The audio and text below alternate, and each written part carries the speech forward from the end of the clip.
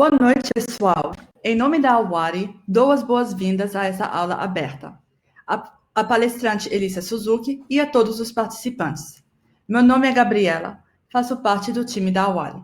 E para quem ainda não conhece a Awari, nós somos uma startup que nasceu em 2018 com o objetivo de trazer ao mercado de tecnologia brasileiro um novo formato de ensino e de formação de profissionais, baseado em uma metodologia que leva em conta a individualidade e necessidade específica de cada aluno. Nos cursos da Awari, além das aulas ao vivo, nós ajudamos os nossos alunos a se desenvolverem por meio de mentorias individuais, suporte de carreira e projetos baseados em problemas reais. Assim, a gente consegue entregar uma experiência completa e única para os nossos alunos. Um dos nossos cursos é justamente o curso de Data Science e Data Analytics. Por isso, resolvemos oferecer uma introdução ao curso de Data Analytics.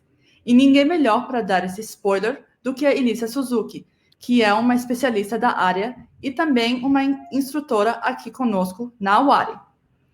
Então, para a gente começar a nossa aula de hoje, eu queria agradecer muito a Elisa por nos apresentar esse tema tão interessante. E claro, pessoal, ao longo da conversa, fiquem à vontade para mandar suas perguntas no chat. Elisa, pode começar. Gabi, muito obrigada. Boa noite a todo mundo que está chegando aqui nessa aula aberta de Data Analytics. Meu nome é Elissa Suzuki. Hoje eu vou conversar um pouquinho com vocês como e por onde começar nessa área que hoje é tão falada. Encorajo vocês também a deixarem as perguntas no chat, para a gente bater um papo aí ao final dessa explicação. Bom, falando um pouquinho de mim, já falei meu nome, né? Eu sou a Elissa, eu ajudo as organizações e as pessoas a tomarem melhores decisões baseadas em dados. E eu gosto muito de fazer isso conectando aí o processo do design com a pressão do mundo dos dados. Gosto muito dessa parte de processo de análise de dados. E aí eu já tive a oportunidade de fazer essas conexões aí pelo Santander, pela Bayer e mais recentemente pelo Mercado Livre. No Mercado Livre hoje, atualmente, eu cuido da parte de dados e analytics para o Mercado Livre Envios, que é toda a magia que ocorre aí por trás do Mercado Livre, e o Marketplace também, que é o site onde a gente compra os nossos produtos por lá. E o que me move bastante é ajudar a desenvolver pessoas, até por isso que eu acabei entrando no time da Awari, que acho super bacana poder ajudar alguém a conquistar um sonho, a poder entrar no mercado de trabalho de data, a poder mudar de carreira e para esse universo. E gosto bastante de música também, após o expediente normal. Bom, e um pouco sobre o que a gente vai falar hoje, né? Eu vou dar um pouco de contexto de Data Analytics, falar um pouco de definição também para tirar eventuais dúvidas que podem surgir, contar um pouco de ciclo de vida de dados. Nossa, mas por que você vai falar isso hoje, nesse horário, né? Numa quinta-noite? Porque isso está completamente relacionado à carreira, e isso vai guiar bastante com o que vocês têm vontade de trabalhar e o que vocês têm mais habilidade de trabalhar, e falar um pouco também de processo seletivo, que eu acho que vocês devem estar bastante interessados nesse tema. Bom, vou dar um pouquinho de contexto de Data Analytics, né? A gente está falando muito dessas duas palavras há mais ou menos 5 anos, mas, na verdade, é um contexto bem mais antigo, né? Em 1850, a gente tem uma enfermeira chamada Florence, uma enfermeira inglesa, que ela lança essa visualização de dados, esse dashboard, esse gráfico, conhecido como a Roda de Florence, para representar a morte dos soldados ingleses na guerra da Crimeia, lá no sul da Rússia, por tipo de morte. Então, ela queria provar para os políticos ingleses que os soldados estavam morrendo mais em decorrência de infecções hospitalares, porque a higiene dos hospitais era muito ruim, do que, de fato, por algum ferimento que ele teve na guerra. Só que ela não sabia como provar isso, então ela se juntou com vários estatísticos e conseguiu representar de uma forma brilhante, que está aí plotado na tela, azul, os números de mortos por algum problema de infecção hospitalar, preto, outros motivos de morte, e vermelho, motivos de morte em decorrência de algum ferimento causado pela guerra. Então ela conseguiu mostrar, aí um dos grandes princípios da higiene hospitalar com essa análise de dados, isso em 1850, tudo feito à mão.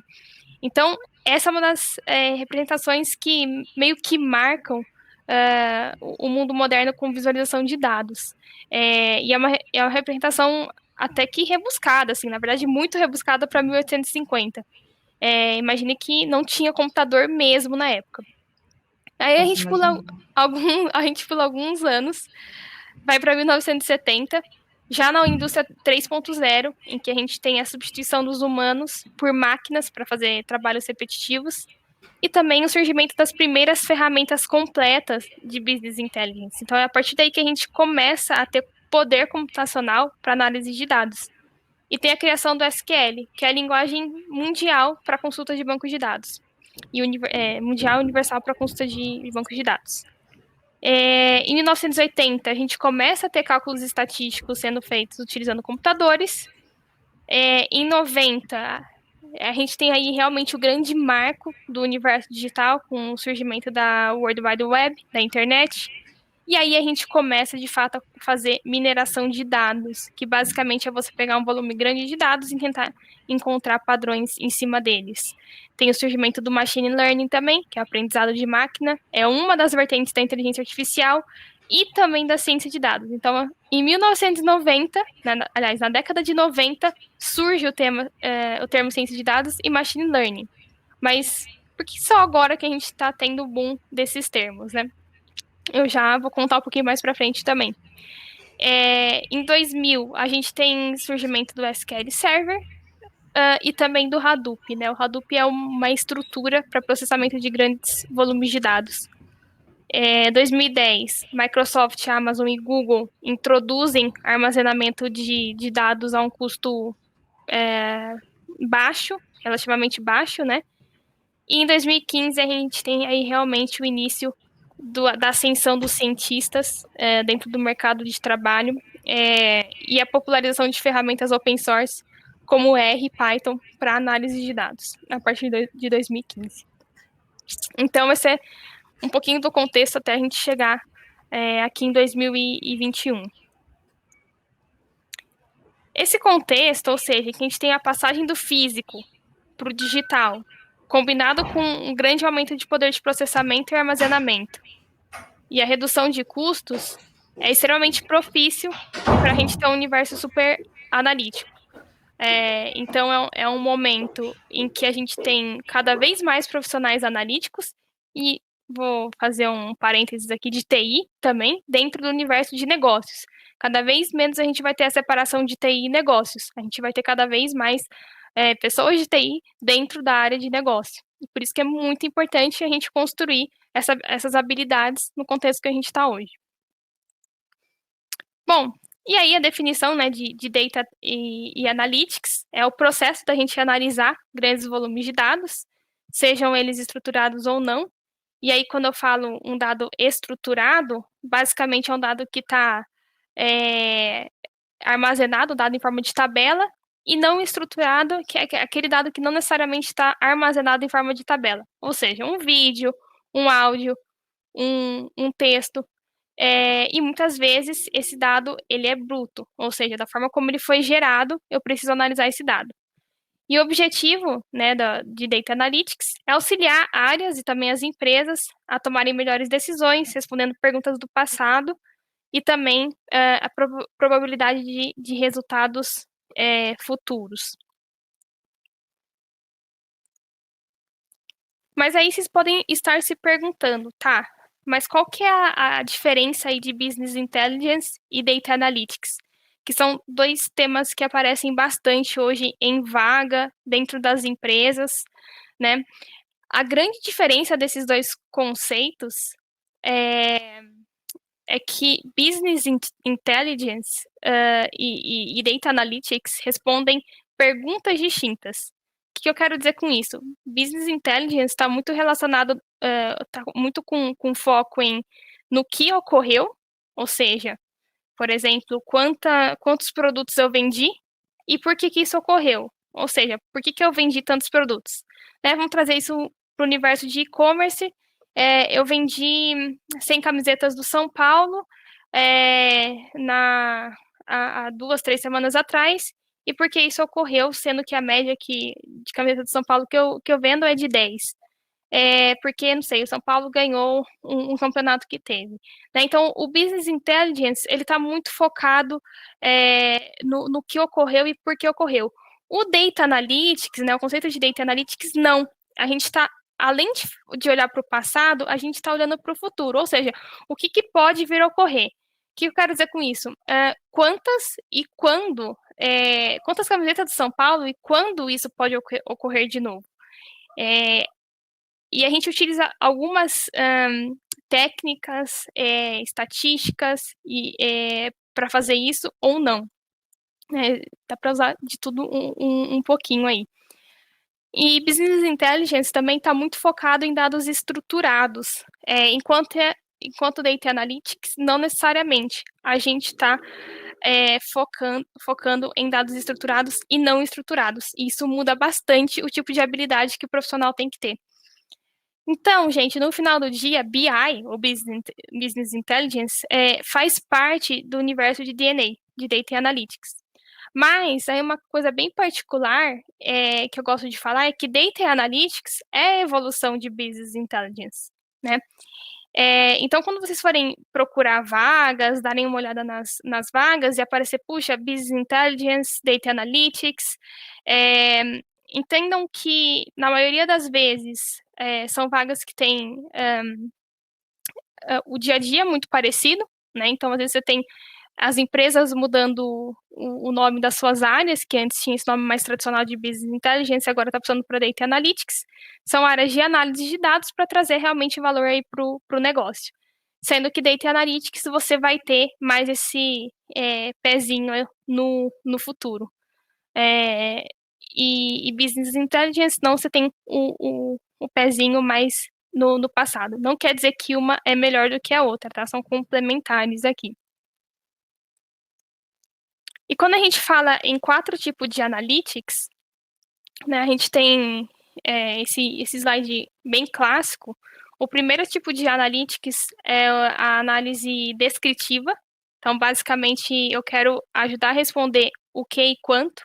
Então, por exemplo, qual foi o produto mais vendido no dia de hoje, ou no dia de ontem, por exemplo, quanto que eu vendi desse produto.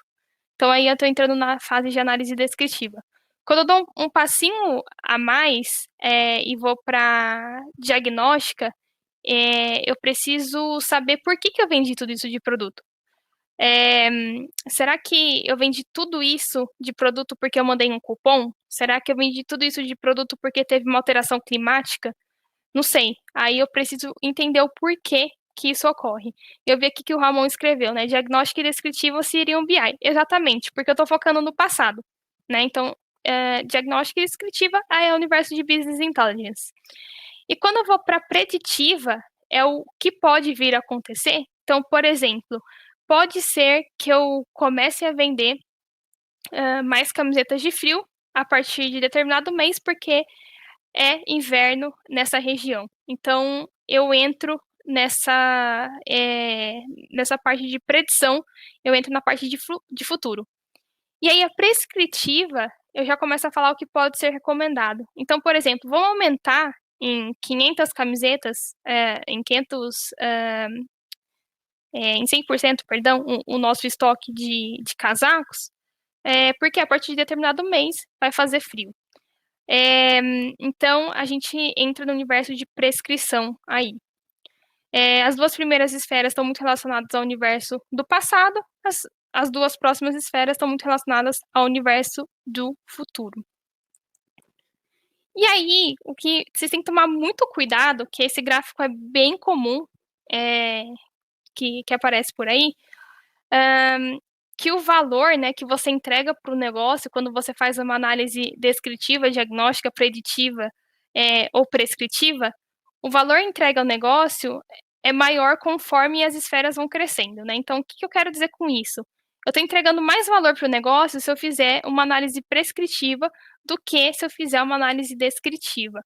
E no eixo X, eu tenho a complexidade disso. Óbvio que análises preditivas e prescritivas tendem a ser mais complexas de serem feitas, sim, né? Exige maior poder computacional, muitas vezes exige mais entendimento das bases que você está trabalhando, mas não necessariamente você vai trazer mais valor simplesmente porque você está aumentando a complexidade da sua análise, tá? E esse é um gráfico bem comum, mas que às vezes eu fico me questionando quão verdadeiro é isso.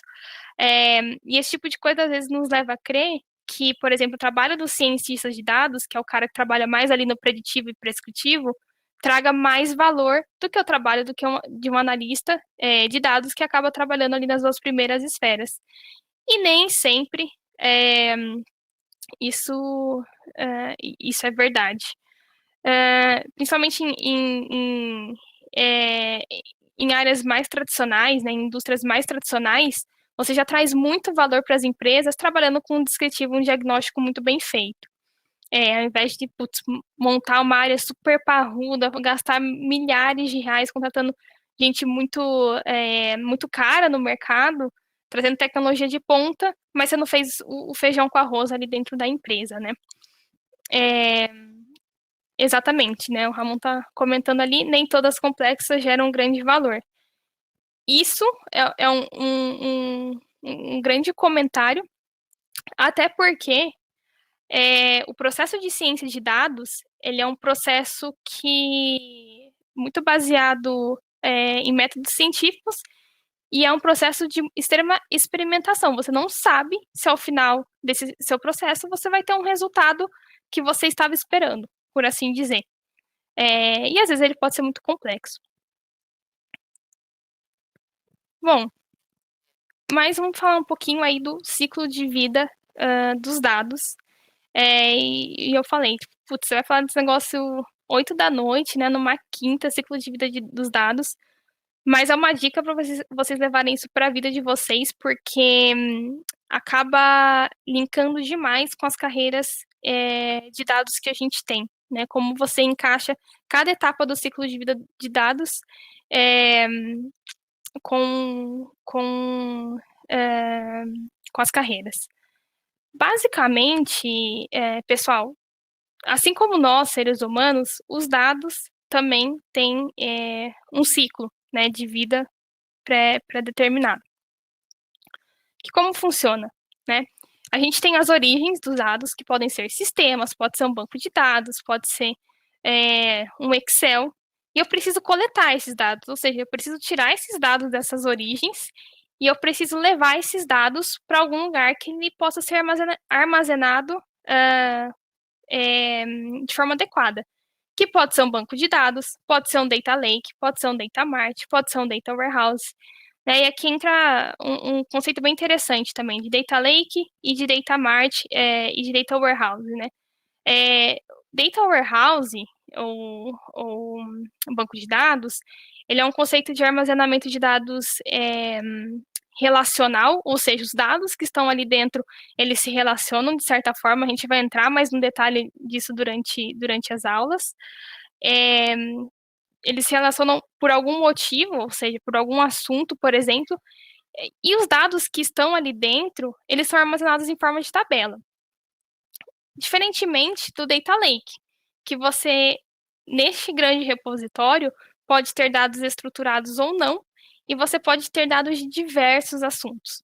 Né? Então, essa é a grande diferença de Data Lake e banco de dados ou Data Warehouse.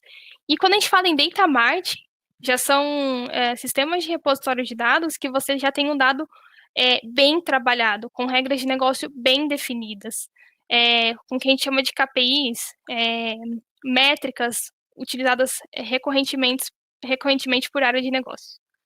Então, beleza, eu coletei esse dado, eu armazenei esse dado, Eu passo aí por toda uma fase de limpeza, né, entre coleta e armazenamento. Eu coloquei depois do armazenamento, mas pode considerar entre coleta e armazenamento ou depois também, que eu preciso preparar esses dados. Eu preciso limpar, eu preciso organizar, eu preciso padronizar, tudo isso, porque o dado, ele não vem bonitinho, ele vem bem zoado, por assim dizer, né, em grande parte das vezes. A gente precisa dar uma limpadinha nesse dado. E só aí, depois que eu passei por tudo isso, que começa de fato o uso. É aí que começa Analytics, aí que começa a modelagem preditiva, é aí que começa Machine Learning, que também é um caminho gigantesco. E depois disso, a gente tem a parte de arquivo, né, backup, preservação e réplica desses dados. Tem umas linhas pontilhadas, uma azul e uma amarela, que se referem à governança de dados e segurança da informação. Isso não é um curso de governança de dados, nem de segurança da informação, mas é muito importante saber dessas áreas, que são áreas de apoio em todo esse processo, que nos ajudam a garantir o entendimento dos dados, toda a parte de documentação, confiança, acesso. Então, geralmente, nas empresas são áreas parceiras de quem trabalha com dados. Então, em linhas bem gerais, né, um dado, ele passa por todas essas etapas. E percebam que o uso, né, que toda a fantasia, como posso falar, todo confete, ele tá ali no passo 4. Mas entendam que a gente tem muito passo para chegar nesse passo 4. E aí que eu queria entrar justamente como isso está completamente linkado às carreiras de dados. Cada uma dessas carreiras que eu estou colocando aqui, ela se encaixa em algum passo daquele ciclo de vida de dados. Aqui eu coloquei 3, tá? Mas existem várias outras carreiras de dados. Eu trouxe 3 que são muito faladas hoje em dia, que é o engenheiro, o analista e o cientista de dados, né? Sendo o cientista de dados o cara que é mais falado. O engenheiro de dados, começando ali mais por baixo, ele é responsável por fazer toda a parte de estruturação, fundamento. Né? Ele é o alicerce para o trabalho dos analistas e cientistas de dados. Então, ele é responsável pela parte de coleta, armazenamento, limpeza e toda aquela parte de backup.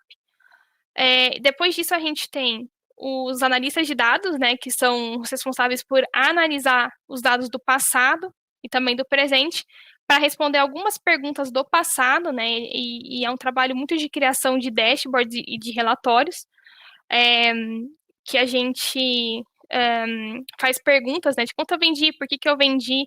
Aquelas 2 primeiras esferas estão muito dentro do trabalho do analista de dados.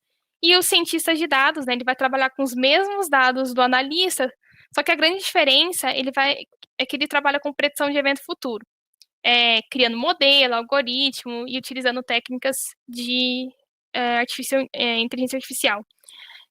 Trabalha com eventos futuros, não só com o futuro, né? Aqui eu estou sendo, acho que simplista demais, mas também com outras análises como algoritmos de recomendação, clusterização também, que é bem utilizado, tá mais aí para o universo de cientistas de dados, né? Lembrando que cientista de dados ele tem um pé em estatística muito forte, também, diferentemente do analista, que não necessariamente precisa ter esse pé em estatística, e o engenheiro de dados que está muito mais relacionado ali à fundação de dados. E aí a gente tem o boom de ciência de dados, né? No começo eu falei que eu ia comentar um pouquinho onde é que surgiu esse boom de ciência de dados, perdão. Lá em 2016, uma revista que chama Harvard Business Review, que é uma revista bem famosa no universo de negócios, eles publicaram um artigo chamado Ciências de Dados, o trabalho, né, a carreira mais sexy do século XXI.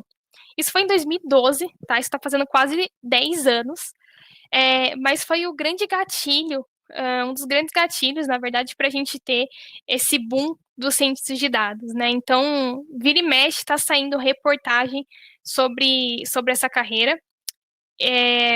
Até quando eu comecei a trabalhar com dados, lá em 2016, 2017, a primeira coisa que eu quis ser dentro de dados era cientista de dados, porque é o que mais tinha material, curso, matéria falando sobre. Enquanto engenheiro de dados, analista de dados, não tinha, e outras, né, profissões de arquiteto de dados, administrador de banco de dados, você não tem tanta notícia contemporânea em relação a essas profissões, né? Então, poxa, Elissa, mas o que você está falando é achismo? Não necessariamente, né? Até para embasar um pouco do meu argumento aqui, eu busquei no Google Trends, que é uma ferramenta bem legal que vocês podem utilizar bastante no dia a dia de vocês, uma relação, né, de termos mais buscados na internet nos últimos anos. Eu peguei de abril de 2019, mais ou menos, final de 2019, abril, até dia 24 de maio desse ano. E vi a volumetria do que estava sendo buscado entre ciência de dados e engenharia de dados, né, na primeira telinha. E vocês podem ver a comparação, né, e também a média, um pouquinho mais para o esquerdo, de buscas entre ciências de dados e engenharia de dados. Né? Em média, é quase o dobro a busca por ciência de dados no Google do que por engenharia de dados no Google, no Brasil. E quando a gente fala de cientistas de dados, né, falando de carreira, engenheiro de dados e analista de dados, quando eu pesquiso no Google, essa diferença fica bem interessante de ver também. A gente vê em proporção cientistas de dados também bem lá na frente, como um termo bem mais buscado, se comparado com engenheiro de dados e analista de dados nas buscas. Então, é realmente uma área que está sendo super procurada por todo mundo, né? Bom, mas ao mesmo tempo, deixa eu só tomar uma água aqui. A gente tem que abrir os olhos para outras oportunidades, né?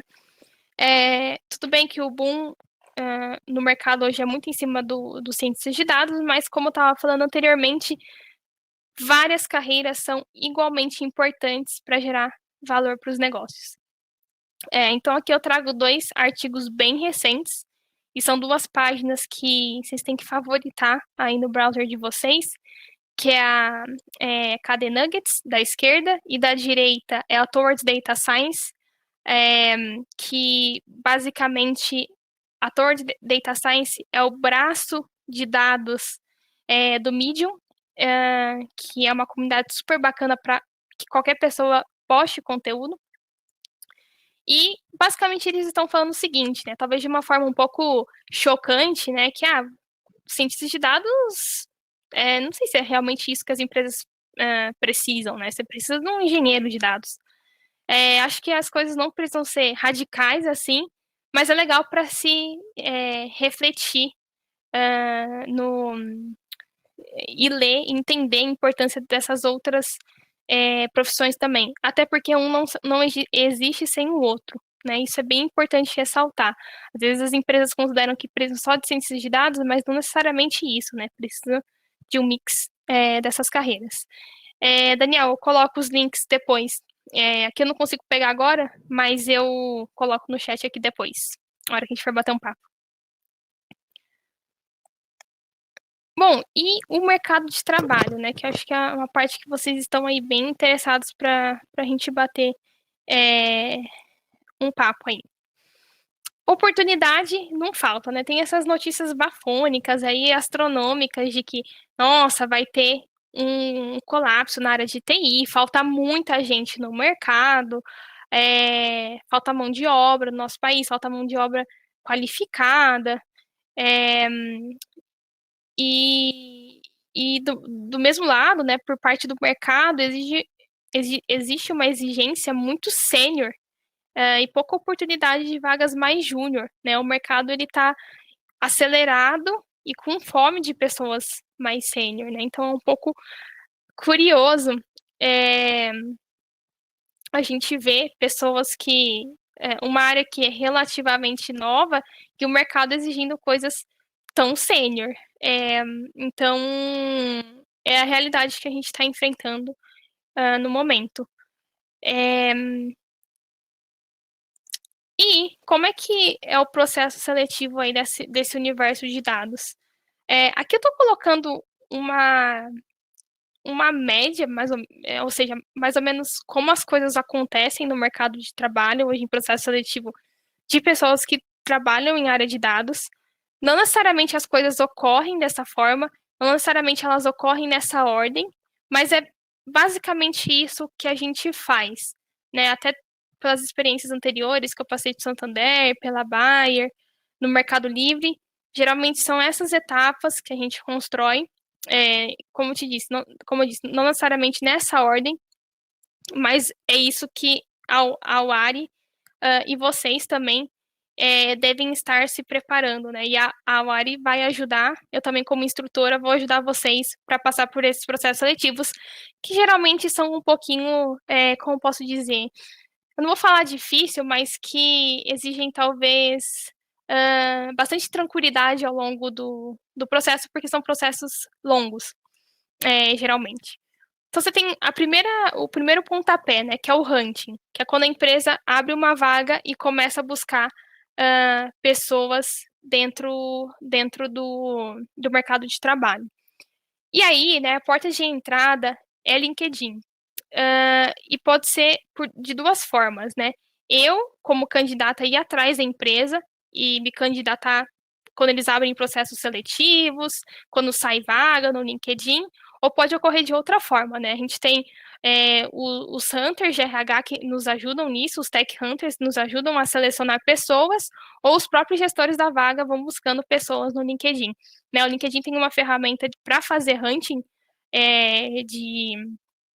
de candidatos, que dependendo da palavra que você utiliza no seu perfil, ajuda os recrutadores com que seu perfil apareça lá no hunting deles. Então, beleza, a gente passou pela fase de hunting. E aí a gente vai para a primeira entrevista com o RH. Vamos supor que deu certo, alguém te selecionou, chamou para bater um papo. Vai para a primeira entrevista com o RH. Beleza. Essa entrevista com o RH, geralmente ela não é técnica, tá? É uma entrevista para realmente entender se você tem um fit cultural com a empresa ou não, se a senioridade faz sentido para você ou não, e também se as ferramentas que você utiliza no dia a dia fazem sentido para o que a empresa está buscando ou não. Então, geralmente a gente tem aí essa parte de entrevista com o RH. Depois disso, vamos supor que deu certo, você passou. Geralmente a gente vai com uma entrevista com o gestor da vaga. Beleza, o gestor, ele vai te conhecer um pouco melhor, ver se faz sentido, ver se faz sentido para a companhia. E se der tudo certo, a gente passa aí para uma segunda etapa, que é uma etapa de case técnico. Geralmente, esse case é enviado via e-mail, ou existem várias plataformas hoje em dia também em que o candidato pode entrar na plataforma e fazer o case. Às vezes a empresa manda base, às vezes a empresa te dá um acesso via banco de dados, você acessa usando alguma ferramenta para fazer as análises. Enfim, a gente vai passar por isso durante o curso aqui na UARI. E, basicamente, você tem um case técnico para responder, que pode durar poucos dias, ou pode durar uma semana, ou eventualmente até mais.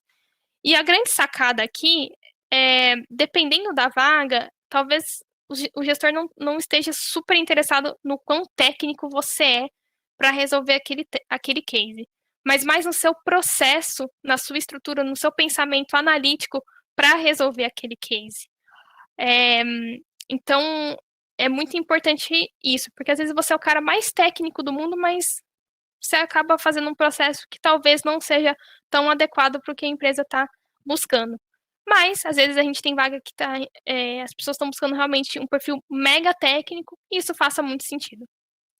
Beleza, então você fez o case técnico, lá virou noites, eu também já virei noites fazendo case técnico, já montei, monto case técnico também para a turma fazer, e sempre pensando nesse processo.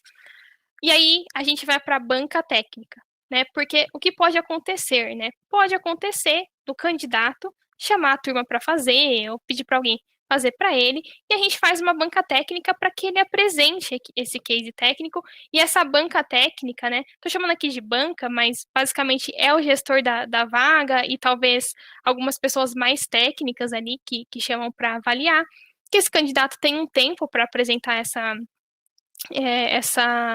esse case, e ali o pessoal bate um papo, faz umas perguntas, e para ver realmente se foi, né, a pessoa, obviamente, que fez o case, e se ela entendeu qual era o objetivo do case, se faz sentido a gente trazer essa pessoa para a empresa. Alguns casos a gente tem uma entrevista com o gestor 2, né, que pode ser o gestor do gestor, uma pessoa aí com um cargo mais alto, para até então, para próximo passo a gente ter a devolutiva e, se positiva, ter a proposta de trabalho em mãos, né? Então, os processos seletivos, eles têm mesmo essas etapas, né? Para quem quer trabalhar aí com o universo de dados. Então, estejam preparados, né, para quem quiser entrar nesse universo, que eventualmente em algum momento, principalmente nas carreiras de analista, especialista, vocês vão ter que passar por isso. Se você consegue fazer uma transição de carreira dentro da empresa que você está, né, e muda de área, às vezes acaba sendo mais tranquilo essa transição. Mas quando a gente muda de empresa, geralmente vocês vão encontrar um cenário parecido com esse que eu estou compartilhando aqui com vocês. Agradecer aí o Luiz, que já postou o Towards Data Science e o KD Nuggets também. E realmente o Medium tem outros artigos além de Data Science, exatamente, tem muita coisa bacana lá, o pessoal posta muita coisa legal. Já vou fazer o jabá também, o Mercado Livre tem um Medium, uma página do Mercado Livre que a gente posta muita coisa legal, quem quiser dar uma olhada também, conta um pouquinho do nosso dia a dia, algumas análises que a gente faz, então quem quiser dar uma olhada também, eu tô convidando todo mundo aqui. Para quem tem zero conhecimento, por onde começar? Essa pergunta é bem interessante e bem recorrente também. Aqui vão várias dicas, né? Porque eu sou parte desse contexto, tá, Ramon? De quem tinha zero conhecimento. Hoje eu tenho um tiquinho de conhecimento em dados, e esse tiquinho de conhecimento eu gosto de compartilhar. Por onde começar, né? Eu não era dessa área de data, eu fiz uma transição de carreira, então posso compartilhar um pouco com vocês, né? Além de estudar, que é mega importante, quem está fazendo uma transição de carreira para data precisa montar o que a gente chama de portfólio, né? Ou seja, ter alguns trabalhos de análise de dados no portfólio, e a gente geralmente utiliza o GitHub, né, como portfólio desses trabalhos, seja de análise de dados, né, para aquela turma que está buscando mais a parte de análise de dados, seja de ciência de dados, para quem está buscando essa parte de ciência de dados, ou engenharia de dados. Putz, Elissa, mas onde é que eu busco esses projetos, né? A gente tem um site muito, muito famoso que se chama Kaggle, Kaggle, que ali você tem bases e desafios super bacanas, principalmente para o pessoal de ciência de dados, que você pode começar por ali, para ter base e repertório para começar a montar os seus projetos, né? A gente tem também várias bases públicas disponibilizadas pelo governo federal, pela ONU, por vários países também do mundo, que dá para fazer um trabalho bem bacana também. Inclusive, eu já fiz case que a gente já trabalhou com base aberta também. Ó, o Luiz também já postou aí, obrigada, Luiz. Luiz já é meu professor assistente aqui da turma, e vários outros links que também eu posso compartilhando com vocês ao longo do período, para montar esse portfólio, tá? Essa é uma boa forma de começar para quem tem zero conhecimento. Montando esse portfólio e se candidatando a vagas, é uma boa forma de começar. Se você está dentro de uma empresa e tentar fazer a transição para a área mais analítica dessa empresa, eu diria que é mais fácil, tá? Pode ser estar enganada nessa minha fala, mas é mais fácil porque você está dentro de casa, você está dentro da empresa, do que você tentar uma vaga ali fora, né? Dentro da empresa as pessoas eventualmente já te conhecem, é mais fácil de ter uma recomendação, mas nada que te impeça de forma alguma de tentar um processo seletivo fora da empresa que você está trabalhando, né? E estudar bastante é bem importante, mas botar a mão na massa também é importantíssimo. Montar esse portfólio é fundamental para quem tem zero conhecimento na área. Bom, e aqui são algumas coisas que podem estar passando na cabeça de vocês agora, depois que eu falei um pouquinho de conceito, de processo seletivo, né? Os processos são longos, sim, alguns deles serão longos mesmo, a gente tem algumas etapas, né, que devem ser cumpridas. Infelizmente, a gente tem hoje uma proporção de vagas para iniciantes, né, ou seja, vagas para analista júnior, assistente, menor do que vagas para analistas sêniores e especialistas. Realmente, hoje, essa proporção é menor, o que é uma pena, e o que acaba dificultando um pouco a entrada ou transição de carreira no mercado. E se eu não tenho experiência, né, é exatamente tudo isso que eu comentei agora. Uma boa dica é começar a montar esse tal de portfólio e subir isso no GitHub, colocar no LinkedIn, né, fazer aquele jabazinho bacana. Óbvio que não fazer aquela coisa meio over, né, de ficar todo momento se expondo, mas de uma maneira adequada é uma boa forma de você começar a ter essa experiência. E se eu não tenho todos os requerimentos que a vaga pede, né? Eu desisto, eu não tento? Cara, eu tentaria, tá? Até porque, quando eu falei dessa parte de case técnico, né? A gente, como empresa, durante a banca técnica e durante as entrevistas, a gente que vai avaliar se tecnicamente o candidato pode ou não estar com a gente. E muito mais importante do que isso, né? A gente avalia demais as habilidades soft, comportamentais. Porque se o cara talvez não seja aquele mais técnico do mundo, mas é um cara batalhador, que tem brilho nos olhos e que tem, putz, um pensamento bacana, que a gente vê que tem muita vontade e vai dar o gás para estar ali, poxa, isso é muito mais importante do que uma competência técnica. Então, se você vê que não tem todos os requerimentos que a vaga pede e fica com medo de se inscrever, acha que não vai dar certo, se arrisca. Não tenham esse medo, porque o máximo que pode acontecer é você não passar. É isso que pode acontecer. E se não der certo, você passou por uma experiência super bacana de processo seletivo, né? Putz, essas etapas aqui, eu passei por várias ao longo da minha vida também, e várias não deram certo, né? Seja na entrevista com o gestor, seja no case técnico, na, uh, na primeira entrevista com o RH. Então, fiquem tranquilos com isso. Valmir perguntou, né? Por que os requisitos são tão amplos nas vagas disponíveis, né? O que acontece, Valmir?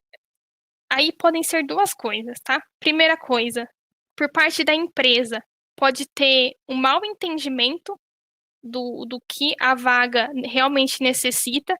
Então, você vai ver, para uma mesma vaga, você vai ver, tipo assim, o cara precisa programar PySpark, R, Python, saber fazer ETL, que mais? Saber trabalhar com dados não relacionais, né, banco de dados não relacionais. Então, às vezes, uma própria falta de entendimento da empresa com o que ela precisa, que é o que a gente chama, talvez, de uma baixa maturidade analítica dentro do universo da empresa. Então, é a empresa que talvez não conheça o que está acontecendo. Vocês estão me vendo? Porque acho que caiu aqui para mim.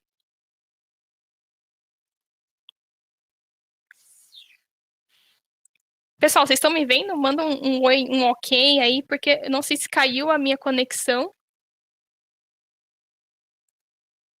ou se eu estou por aqui.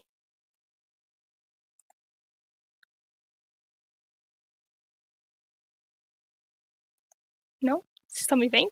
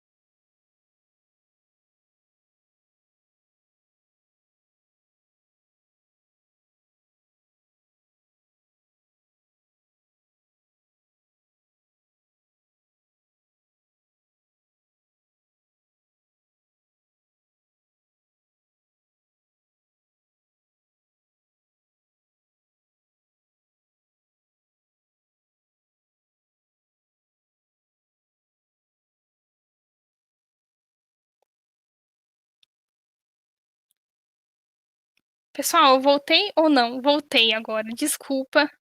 Eu acho que eu fiz uma coisa muito errada. Eu tava com a minha VPN ligada, que eu tava trabalhando até antes de entrar. Desculpa aí, viu? Peço desculpas. É, Eu não sei onde eu estava falando, o que eu estava falando, até onde vocês pegaram, mais ou menos. Se alguém puder mandar aí uma dica. Putz, ele estava falando de tal coisa. Ah, beleza. Baixa. Beleza. Maturidade analítica. Perfeito. Então, Valmir, pode ser isso, tá? A empresa, ela querer tudo, ela querer o que a gente chama aí de unicórnio, né? E unicórnios são seres mágicos que não existem ainda, infelizmente. Então, ela acaba colocando tudo isso aí na descrição da vaga. Então, e a vaga é para assistente. Tem esse detalhe. Putz, o cara é CEO, não.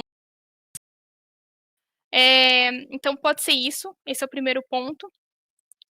E o segundo ponto é que pode ser que seja uma vaga que realmente exija um bom conhecimento técnico consequentemente, ela acaba exigindo mais tecnicidade, mais requerimentos técnicos.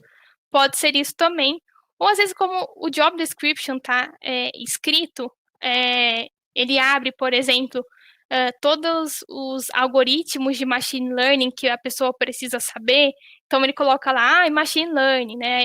Aí abaixo coloca gradient boosting, regressão linear, e vários outros algoritmos, árvore de regressão. Então, isso pode parecer um pouco assustador, assim, quando você lê. Então, pode ser isso também, tá? Quando você está procurando uma vaga e isso acaba acontecendo. O Felipe perguntou: já vou enviar o currículo para o Mercado Livre. Brincadeira, preciso correr muito atrás. Tem conhecimento em Excel, VBA, Power BI, Access. Entendo que facilita o processo de aprendizado, correto? Cara, felizes em ter você com a gente no Mercado Livre, né? Nesse momento a equipe de Data Brasil não está abrindo, não está com vaga, mas eu acho que esse ano a gente vai ter mais um processo seletivo, então ficar de olho para vir trabalhar com a gente aqui. Mas em relação a ferramentas, né? Excel clássico, né? VBA clássico, né? Faz muito sentido trabalhar com essas ferramentas, mas elas têm uma limitação de poder de processamento, até porque elas rodam localmente, geralmente, né, na máquina que vocês estão trabalhando. Quando a gente já está trabalhando com uma volumetria maior de dados, que é o caso aqui, aí a gente vai precisar de outras ferramentas, né, como SQL, Python, que é maior poder de processamento. Mas isso não desconsidera tudo que você aprendeu com Excel. Por quê? Lembra que eu falei que a parte de processo, né, de você pensar numa métrica, de você fazer toda a sua estrutura para chegar numa análise de dados é muito importante? Isso abstrai qualquer tipo de ferramenta. E isso você não perde, isso você já aprendeu ao longo do tempo. Bastante o processo de analisar dados, tá? Você já ter esse costume de fazer essas análises, né? Power BI hoje é uma das ferramentas líderes de mercado, né? Então, para visualização de dados, junto aí com o Tableau, então uma ferramenta bem bacana. O Access é um banco de dados que não é tão utilizado para mexer com uma grande volumetria de dados, mas é bacana também se você já mexeu um pouquinho, mas sim, facilita bastante o processo de fazer uma análise de dados. E beleza. Deixa eu passar para mais um aqui. Ok, isso mesmo. A ideia era falar em 45 minutos mesmo. E a ideia agora, pessoal, é a gente conversar aqui um pouquinho, né? Se tiverem mais dúvidas, não sei se eu vou saber responder tudo, né? Mas a Gabi tá aqui para me ajudar também. Então, fiquem à vontade para perguntarem. Vamos ver as perguntas, né? Bela apresentação, Elisa. Muito obrigada. Espero que vocês tenham gostado, espero que tenha ajudado aí também. Se alguém tiver algumas perguntas, podem falar, viu, no chat. A gente está aqui à sua disposição. Aqui. Então. Beleza. Posso ir, Gabi? Eu posso ir respondendo aqui já? Pode ir. Se você quiser fazer, pode ir. Perfeito. Indicação de livros que ajudem a desenvolver a nossa parte analítica para a área de Data e Analytics. Eu tô até com eles aqui, tá? Um deles é de cabeceira, mas fica aqui do lado da minha mesa quando eu tô trabalhando. Muito voltado para análise de dados, tá? Que é o Storytelling com Dados. Esse livro aqui é um must-have para a turma que trabalha com dados. Um estilo meio guia mesmo, né? A Cole, que é a escritora desse livro, ela é uma ex-Google e traz bastante o processo de visualização de dados. Eu não diria o processo de análise de dados, mas o processo de visualização. E um outro livro que eu acho interessante é Como Mentir com Estatística também, para falar um pouco de análise de dados, é bem curioso, é bem legal, um clássico para quem trabalha com análise de dados também. E Data Science para Negócios. É um livro mais recente, mas é muito legal, que ele faz muito bem essa tradução do universo bem técnico da ciência de dados para o universo de negócios. Então, esse é muito bom também. Não tenho conhecimento nenhum. Me dá os 3 primeiros passos. Então, Ramon, como eu tô falando, estava falando assim, para quem está realmente começando e realmente nunca teve contato com programação, pode ser um choque, assim, logo de cara. Mas veja se você realmente curte isso, se você tem vontade de estar dentro desse universo, né? Porque é um universo que tem, sim, as suas exigências técnicas e também a questão de você entender muito o que o negócio precisa, mas, por outro lado, é super gratificante, né? Então, por exemplo, hoje eu estou no Mercado Livre, é muito legal fazer parte de toda a parte de envios, né? Toda a parte de inteligência de envios do Mercado Livre. Isso é super gratificante. Ao mesmo tempo dá bastante trabalho, tem que estudar bastante, correr atrás, mas ao mesmo tempo é super gratificante poder estar impactando a vida de tanta gente, né? E assim, você vai se frustrar no começo, não vou mentir, vai dar vontade de desistir, largar tudo, hora que um código não rodar, mas faz parte, isso faz mega parte do processo de aprendizado. Nossa. E o Valmir está perguntando, acho que esse aqui eu vou precisar da sua ajuda aí, Gabi, para responder, sobre os cursos na UARI que contemplam as áreas. Você me ajuda com essa a responder? Claro, eu te ajudo. Então, eu vou falar um pouco sobre os cursos aqui que nós temos na UARI. Uhum. Então, a gente tem um curso de Data Analytics, claro. A gente também oferece curso de Data Science, UX UI, PM. E aí, caso, Valmir, se você quiser mais informações, eu vou botar aqui no chat o link do website da Wari. Aí depois você pode entrar em contato com o pessoal do Sales amanhã, e eles podem falar mais para você sobre o que nós oferecemos. Legal. E Bacana. desculpe, Elissa, também a Elissa vai estar, como ela disse antes, ela é uma professora com a gente e vai ensinar esse tópico de Data Analytics. E caso vocês estiverem interessados, mais uma vez, vocês podem nos contactar no site da Awari, e aí depois a gente vai falar para vocês mais informações sobre o curso, viu? Bacana. E acho que o curso que eu vou estar dando é aquele que é de 7 meses, né? Que eu fico nos 3 Exatamente. primeiros, que é bem legal. Exatamente. Eu acho que vai ser um curso bem legal.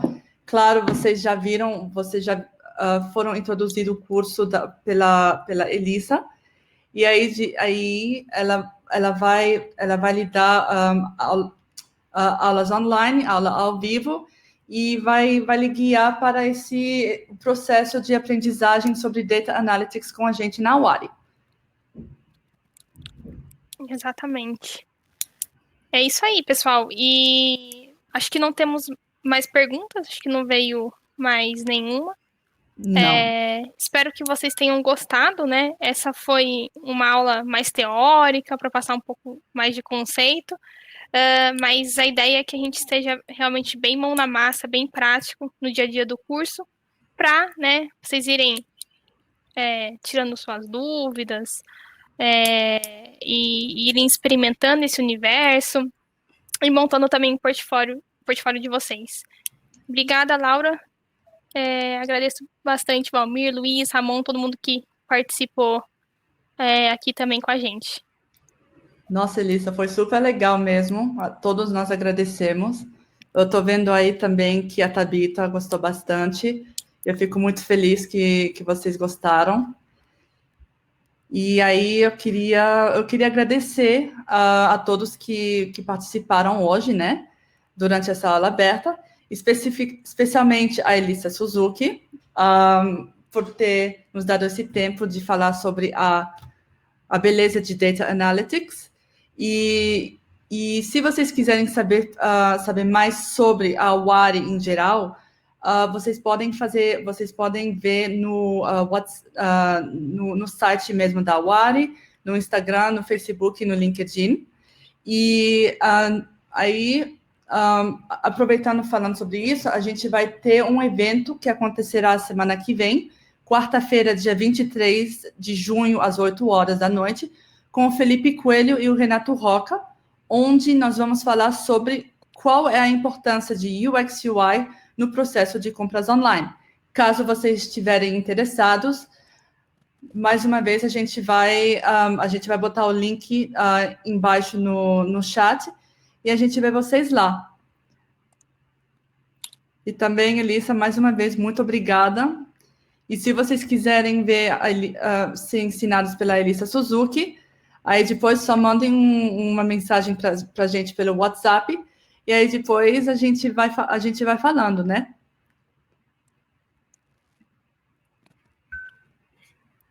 Isso aí, pessoal.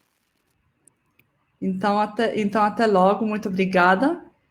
E, Elissa, tenha uma boa noite, viu? Obrigadão, pessoal. Boa noite. Bom descanso para todo mundo. Obrigadão. Tchau, tchau. Tchau, tchau. Tchau.